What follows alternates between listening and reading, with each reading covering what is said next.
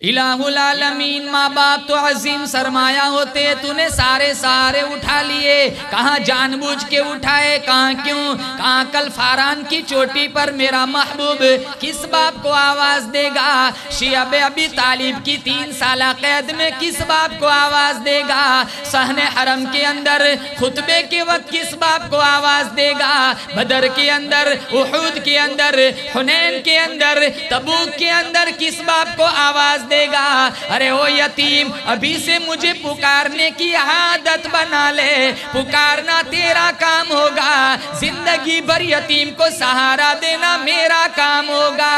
سیدہ آمینہ رضی اللہ تعالیٰ عنہ فرماتی ہے، جب میرے یہاں میرے لال کی آمد ہوئی، نہ دائی کی ضرورت پڑی نہ نائی کی ضرورت پڑی۔ سیدہ آمینہ فرماتی ہے، میں نے اپنے لال کی زلفوں کی طرف دیکھا، کنگھی ہو چکی ہے، آنکھوں کی طرف دیکھا، سرما ڈالا ہوا ہے، وجود کی طرف دیکھا، خوشبوئیں لگی ہوئی ہے۔ الہ العالمین، یہ کیا ہو رہا ہے؟ آواز آئی آمینہ، ماں اپنے بچے کو سنوارتی ہے، خدا خود اپنے نبی کو سنوارتا ہے۔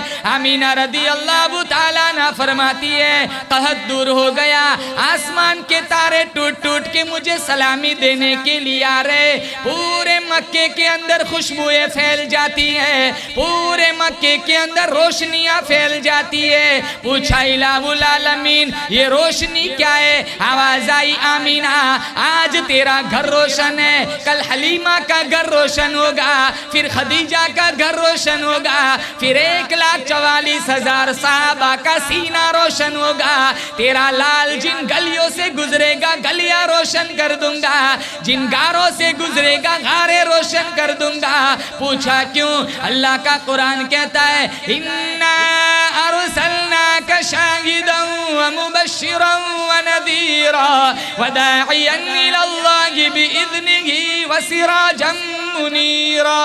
روشنیوں والا نبی، کیسا نبی؟